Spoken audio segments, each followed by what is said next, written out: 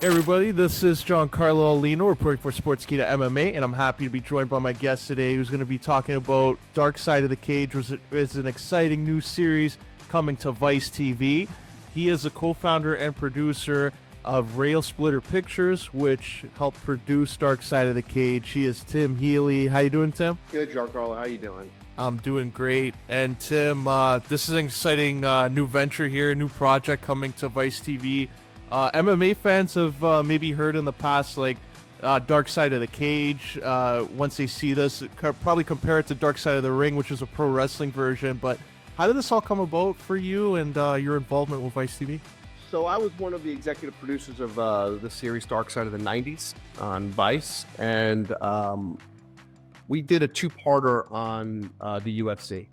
And we did a 2 hours of content about the UFC, and based on the experience we had making it, but also the reception that it received when it aired, we pitched Vice on the idea of spinning it off and dedicating an entire season to stories based around mixed martial arts.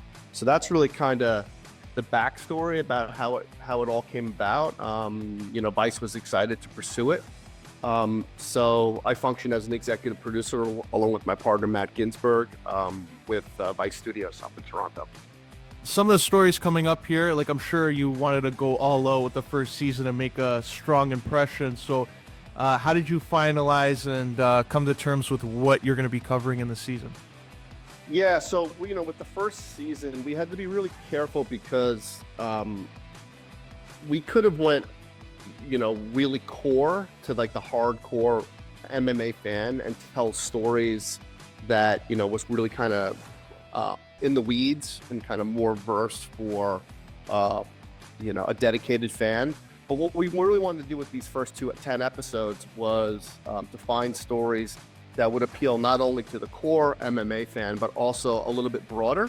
So if someone does decide to check out the show that really doesn't know that much about the sport, they could be drawn in and enjoy these episodes. At the core, these are stories about people. They're human stories. I think one of the big misconceptions is, people think that we're doing a series about the UFC, and it's really not about the UFC. It's about these individual athletes and their experiences, in the cage.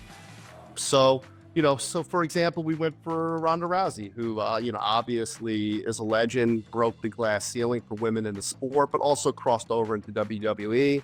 She was everywhere in her height, right? So people know that story. But at the same time, we pursued characters like Diego Sanchez, where, if you know nothing about Diego Sanchez, you just have to watch 15 seconds and you realize what a character he is and just how charismatic he is. And, he's a guy that is going to appeal to beyond just the core MMA fan. And was there one that you personally, like, out of these episodes that you did, like, was there one personally that you were gratified, like, you look back and, like, you know what, this was one I really wanted to tell, and it came about like that? Nick Diaz. I mean, so, like, we had the idea to tell Nick's story, and I told the team from day one, you're never going to book Nick Diaz. He's never going to sit for an interview. It's never going to happen. And Robin Black and Dave Hodgson over at Vice Studios, they were like a dog on a bone, and it took them 6 months and 4 different interviews that didn't happen. 3 different interviews that didn't happen. Nick was no showed 3 times before it finally happened on the 4th try. And I'm a huge Nick Diaz fan, as is everybody on the team. And I actually made a bet with the showrunner. I said, even if you get Nick to sit, there's no way you're going to get a full interview. Like, he's going to be out of there in 15 minutes. And was proved completely wrong. Nick sat for almost 3 hours. I don't think he sat for an interview like this in probably well over a decade. And he was definitely the white whale for this season. I was most excited to hear. I was excited about everybody that we got in the interview chair. But when I found out that the Nick Diaz interview happened, I couldn't believe it. And it's the definitive Nick Diaz story. It's a great 1 hour, and I think that's the one I'm most excited about. big fan of Nick Diaz. And just even on that, like you touched on it earlier, like misconceptions, just was there any difficulty of getting some of the contributors, like some of the fighters coming in? Because, like when you see Dark Side, the misconception might be a hit piece. Like, did you have any difficulties with some of the contributors? Always. So my team worked on Dark Side of the 90s and Dark Side of the 2000s. And it's the same thing. It's a scary title. So people hear that you're going to tell the dark side and they immediately think you're going to tarnish somebody's legacy or it's going to be a hatchet job. And so that's always a challenge in producing a Dark Side series. And look, I don't blame people. That's the first question they ask. What's the story? Like, what's the point? Like, what story are you telling? People are very, very protective of their teammate or their loved one or, whatever it is, and totally understand that. So yes, the answer to your question, constantly being interrogated about what's the story that we're looking to tell. But, we tell everybody the same thing, where these stories are really a love letter to these guys, but it's warts and all. Like we're telling, there's nothing fabricated, we're not, making up these stories. We're telling stories that actually happened. And one of the goals in producing the series was we did not want the stories to be told by MMA journalists. We wanted the real people that were there to tell the stories. We wanted authenticity.